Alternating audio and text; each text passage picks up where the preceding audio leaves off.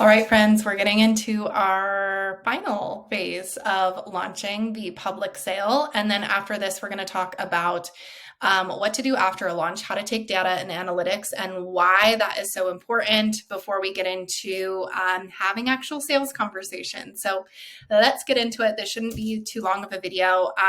Very similar information, just a little bit deeper for public sale versus all the other phases of a launch. So the public sale part of the launch is typically where we've sold maybe a few spots, maybe we've almost sold all the spots, we just have a few spots left.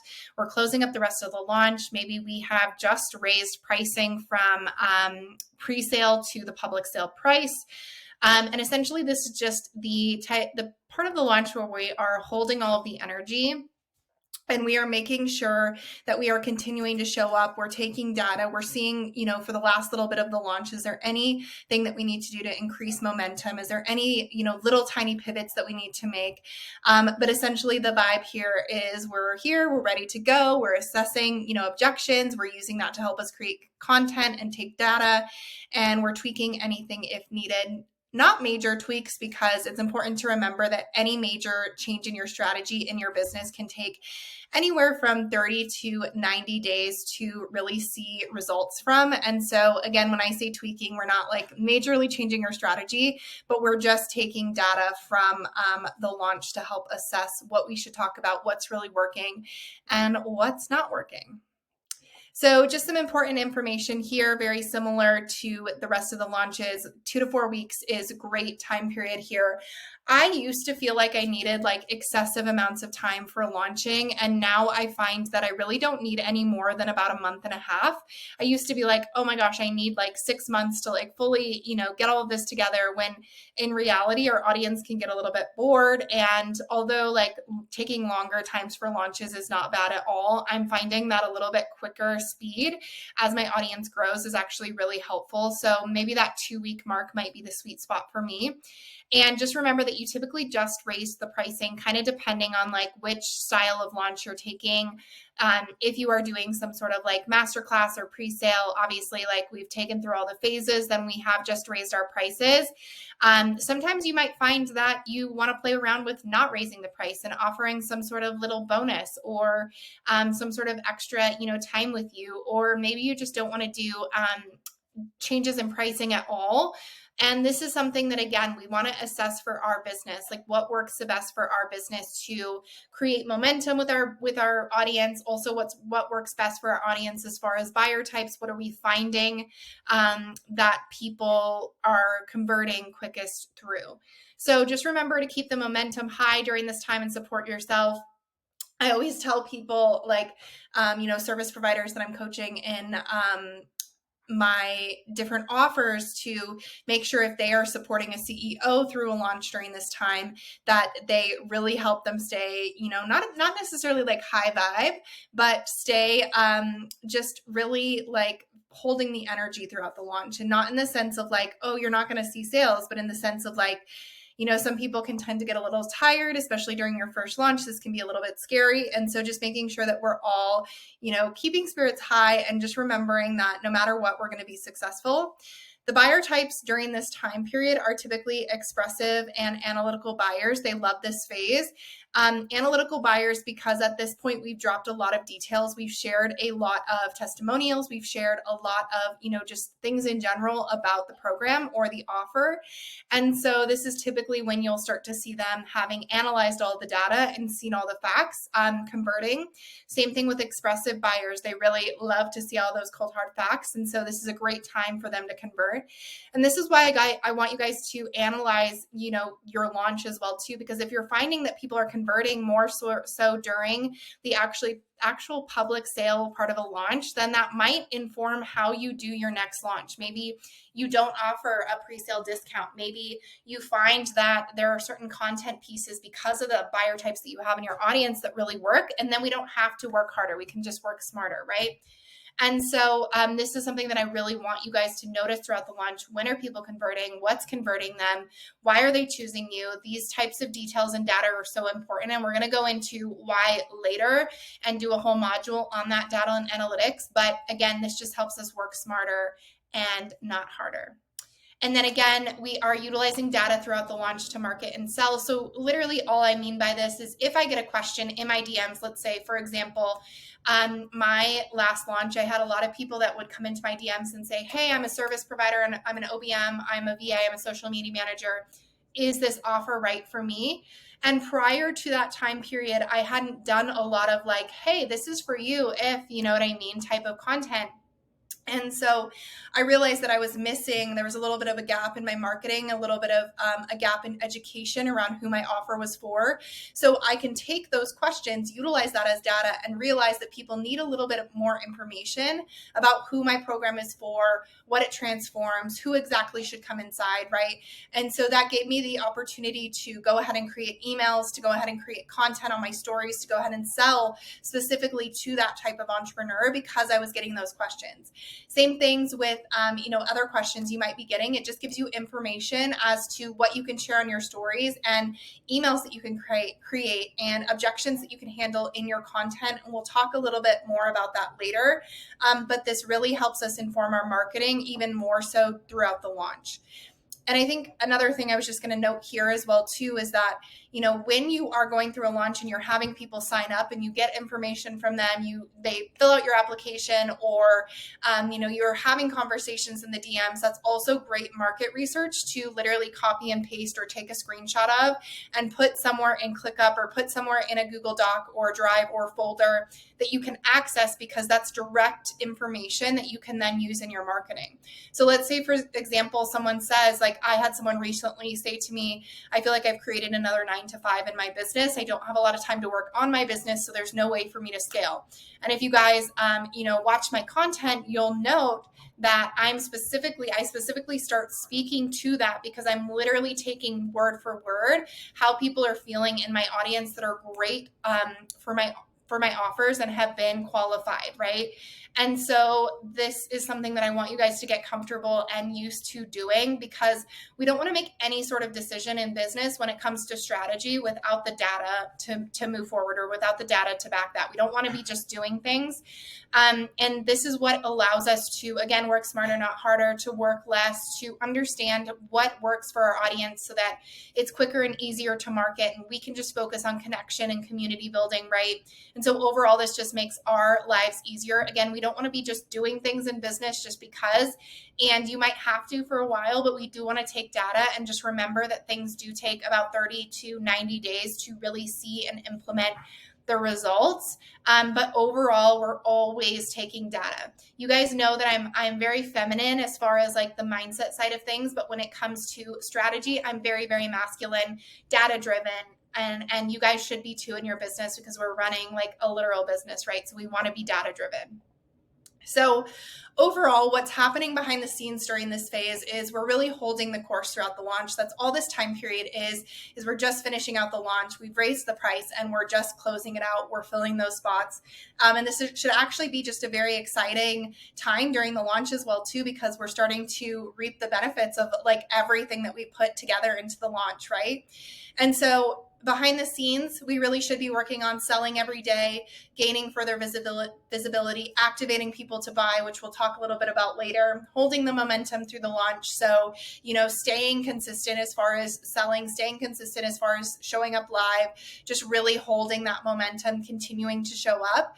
And then we're also analyzing and assessing where things need to shift. And also the most important piece of all of this is that we are onboarding clients and we are making them feel seen and heard. This is so important. Just because we're selling doesn't mean that we want to completely forget about the people that are onboarding, right? And we talked a lot about having that onboarding process already completed, having, the system set up so that it's really seamless. But that doesn't mean that people just sign up and I just forget about them till it starts, right? Like maybe I welcome them into a Slack channel. Maybe I'm, connecting with them on Instagram and telling them how excited I am to start because I am human first and community first and impact first. That connection with clients is really, really important to me. And I have in the past forgotten to, pay the extra attention to the people that have joined. And I've never heard any, hey, like you forgot about me type vibes or anything. No one's ever complained, but it just feels really good to me to make sure those people are seen and heard, that they have all the information that they need, and they understand, what we're doing moving forward. And then you also just want to make sure that we are supporting your mindset times 1,000 at this point. Again, this should be a fun part of the launch. We should be excited. We should be, creating sales and seeing results. But there's a lot of people that, will hit upper limits in their subconscious mind during this time. And especially if we're not used to having a $35,000 launch or whatever, like we can hit those upper limits. And so we can start feeling some self-sabotaging behaviors coming at this point. You might start procrastinating. You might start feeling like you don't really want to show up. You might start getting really, really tired, just kind of noticing those things and being like, hey, I'm going to support my mindset. Like my success is inevitable. I'm doing my hypnotherapy. Maybe I'm doing breath work. I'm taking extra care of myself. I'm making sure to eat and drink my water and, get outside, and I am like truly taking care of myself while also doing these other things. And we're expanding what I believe is possible for myself, right? And we're not allowing those self-sabotaging habits to come in and wreak havoc on our launch. So we're just going to take a quick second pause, and I'm going to hop over to our document so we can look at the planning of the public sale phase of the launch. All right, so this document is going to be very similar to the other phases, but we've just added a few pieces of content. I've added some overview things to make sure that you're not forgetting, and I have added some content pieces that are really important during this time. And so we have some of the similar, content pieces, but just remembering that during this time we are speaking to expressive buyers and to analytical buyers. Some things change a little bit. And this is why I want you guys to take data on like what is actually converting people, where are they coming from, and when are they converting during the launch, and are there trends, because this informs us how we should run our next launch, right? So all my launches at this point are very prescriptive and have a very, clear breakdown, which makes it easy for me because I have done all this pre-work, right? So a couple of the things that we've added here is objection handling type of content. And I want to note that I don't personally handle objections when it comes to pricing. Let's say someone says this is out of budget. I'm going to be like, great, cool. Let me know, when you can afford this. I'd love to have you, right? But I'm not going to push on that. But what I will do is if people tell me that, their things are out of budget, what I might do is I might share my investment journey, because there's definitely been times where, in my business, I've taken leaps towards things where, something might have been out of budget, quote unquote, or, I didn't necessarily know where the money was coming from. And that worked for me in my journey. And so instead of handling those objections, what I might do is start to talk about my investment journey, might start to talk about, why those investments were so potent and powerful for me, because someone might actually have the money and they're just fearful. And so sharing that can directly address those objections in your content. So there's some examples here of how I've done that in the past. So this is a great example where I shared my journey with investing in masterminds. And then we also have this second example where I specifically address the objections and kind of share like why the Master Your Mind Mastermind is so potent and powerful, and why I would recommend that people invest. And I've done this for all of my offers as well too. And you can see here why I've done that and why I've shared the value of my offer. Then we obviously have social proof. There's some information here about the type of social proof to post. And then we obviously have our regular visibility, personal brand story type content. And these are things that are really easy to forget when we are in the midst of a launch. We're like data, testimonial, and we forget to connect with our audience and share our story. And so this is something I definitely don't want you to forget. And then we have our public sale story template. So I'll let you guys go through this. And then what we also have, because a couple of you guys mentioned to me that the ClickUp templates were a little bit overwhelming to get started with. So what I do have is I've created this little Google, let me move myself for a second. I've created this little Google Calendar thing within Google Sheets that can kind of break down what type of content to post at what phase. So you can see here, early bird, pre-sale, and then move myself, pre-sale, and then we move into that public sale phase, and then we have the other side where we close the cart and begin the program. So I have to fill a few more pieces in here so you can guys can see how I do this. But this will help you if you don't want to plug this into ClickUp, or if you want just another area to kind of see an overview of a launch. I don't necessarily recommend using this for launch planning. I really would recommend that you get in ClickUp, or you at least put things on your Google Calendar, but this can be really helpful to conceptualize the full launch before you start plugging those pieces into ClickUp. Okay, and then once we've done the planning, we're actually in this portion of the launch. I just want to talk about a few things about like when and how to tweak in your launch. And these are more things to just kind of remember if you're not seeing the results that you want to, because these all, are momentum building activities. We don't necessarily want to make major tweaks throughout a launch, just because, like I said, it can take a minute to see results. So just remember, changes take time. So any major change in strategy or business model can take 30 to 90 days to produce results. So make sure to give it time. Don't make any major changes throughout your launch. Like, let's say all of a sudden you double the pricing or cut the pricing in half, or you completely change your marketing strategy, right? Like, we're talking tiny little tweaks that can activate and pull our audience in. And these are just things to make sure to add into your marketing or to come back to if you want to build further momentum. So again, listen to what people are saying. Does someone ask if they're a good fit for your offer? We already kind of spoke on this. Or do people ask a specific question about the offer? Make sure to speak on it, because there could be other people wondering the same thing. So maybe someone is like, hey, Addison, what's the difference between meditation and hypnotherapy? I've done meditation in the past and it doesn't work for me, but I really am called to this offer. And then I'm like, okay, that gives me some information onto like how I can educate my audience and how I can let them know if this offer is a good fit for them, right? So really listening to what people are saying in your DMs. Listen to what people are saying to you when they sign up. Look at their applications. What really called them to join, and what are they struggling with? Because that can give us a lot of information about the last couple of weeks in our launch and the marketing. I also want you to overall just look at the sales process. So what is really starting conversations? How often are you selling? What does the data show? People often ask me like, hey, how do I support my clients through a launch when it's not going, as well as we wanted it to? Or how do I support myself through a launch when it's not going as well as I wanted it to? And this is my answer right here. One of the very first things I always say, or I always ask people, is like, how often are you selling? And what do those conversations look like? A lot of times it's as easy as like, hey, we should sell more. And other times it is as simple as like, okay, we know that this person signed up because they're an emotional buyer and they really need to feel that connection. So likely I have a lot of emotional buyers in my audience. So I need to share more of my brand story. Like, what is actually starting conversations, right?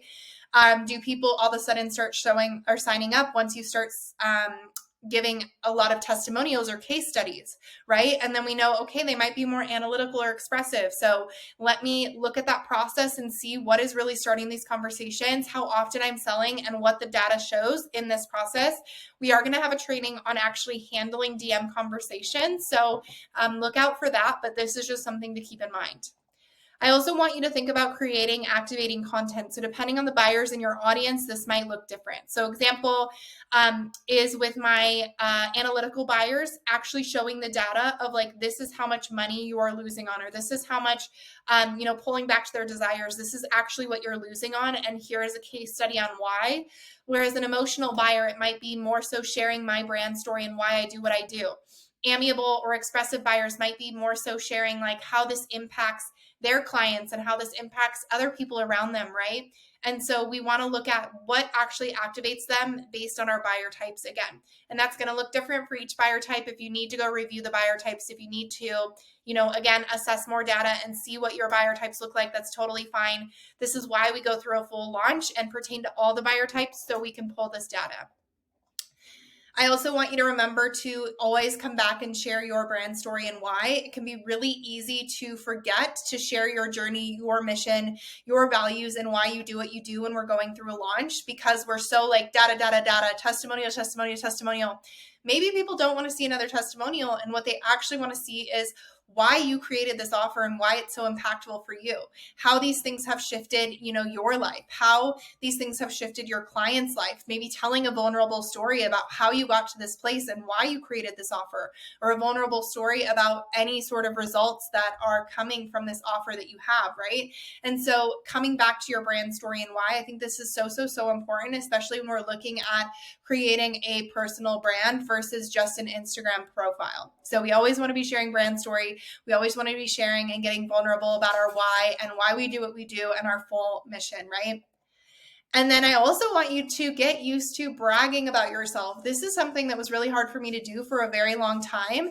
And then I realized that people want to know why I'm the best solution for their problem and what makes me different, because there's a lot of noise in the online space, right? So they want to hear, why am I different and why am I the best for this problem, right? And I'm not specifically going to go onto my stories and be like, I'm the best, solution to this XYZ problem that you have, but I am going to brag about myself and share a story about why I'm the best. And again, we're not saying I'm the best, but this might be as simple as, sharing something activating about, let's say, for example, in my launches, I always say, like a lot of people say or share, like, we're going to go really deep in this program, but to me, I'm like, how can you go deep if you do not get into, the subconscious mind and you don't do this work, right? And so that's a really great way for me to brag about myself.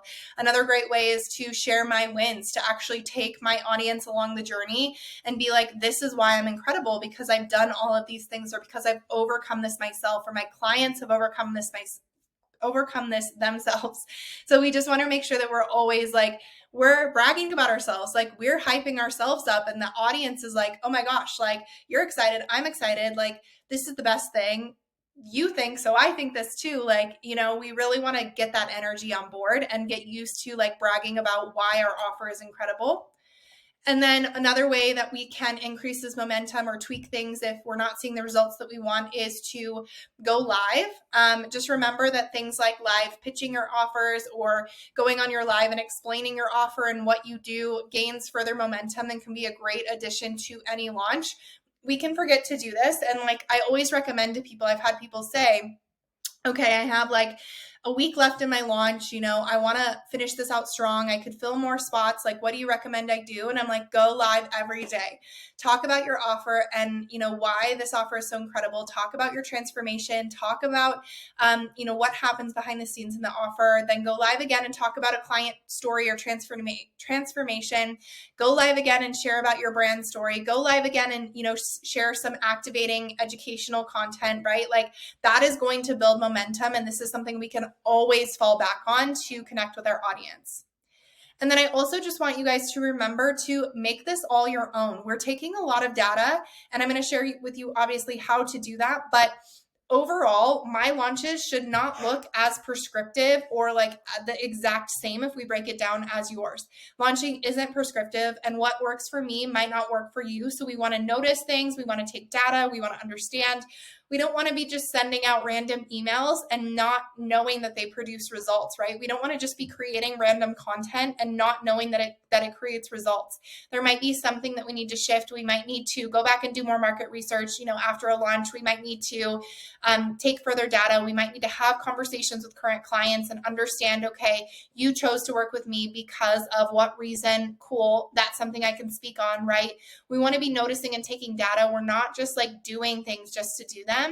And, your first couple of launches, it might be a lot of like trial and error and trying different things out. I would say even the first year and a half of my business was doing that. And now I'm getting to a point where I know exactly how to take myself through the launch without having to, break all this down or get really, really into the details or the data, right? I'm still taking data, of course, but you guys get what I'm saying. So remember to make this your own.